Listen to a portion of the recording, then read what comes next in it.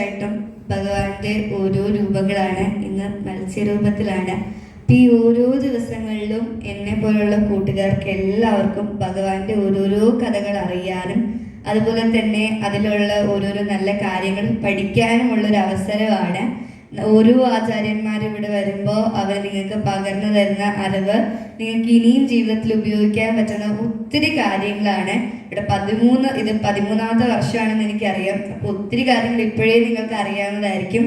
അപ്പൊ ഇനി വരുന്ന ദിവസങ്ങളിലും ഈ സപ്താഹത്തിന്റെ ഭാഗമാകാൻ നിങ്ങൾ എന്തായാലും അമ്മൂമ്മമാരെ ഒത്തിരി പേര് വിളിക്കുന്നുണ്ട്.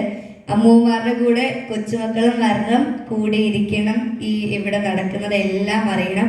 കാരണം നമുക്ക് ഒത്തിരി ഉപകാരപ്പെട്ടാണ് സ്വാമിജി പറഞ്ഞതുപോലെ തന്നെ നമ്മുടെ ആ വിശ്വാസത്തിനെ നമുക്ക് മുറുക്കെ പിടിക്കാൻ പറ്റുന്ന ഒരു അവസരവും കൂടിയാണ്. കാരണം നമുക്ക് ഒത്തിരി ഒത്തിരി നല്ല കാര്യങ്ങളാണ് ആചാര്യന്മാര് ഈ സമയത്ത് പറഞ്ഞു തരുന്നത്. നമുക്ക് അറിയാത്ത ഒത്തിരി കാര്യങ്ങൾ നമുക്ക് അറിയാനും പറ്റും. ഇപ്പൊ തന്നെ സ്വാമി പറഞ്ഞപ്പോഴാണ് ഞാൻ ഈ കഥ കേൾക്കുന്നത്.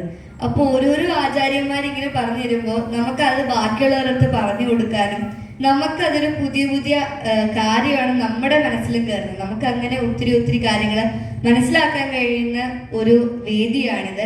അതുകൊണ്ട് എല്ലാവരും വരണം, പങ്കെടുക്കണം. ഇത്രയും പുണ്യ ചടങ്ങിന്റെ ഭാഗമാകാൻ കഴിഞ്ഞതിൽ ഒത്തിരി സന്തോഷമുണ്ട്. നിങ്ങളെ എല്ലാവരെയും ഇവിടെ കാണാൻ കഴിഞ്ഞതിലും ഇത്രയും ബഹുമാന്യ സ്വാമിജിയുടെ കൂടെ ഈ സ്റ്റേജ് പങ്കിടാൻ കഴിഞ്ഞതും ഒരു വലിയ ഭാഗ്യമായിട്ട് ഞാൻ കരുതുന്നു.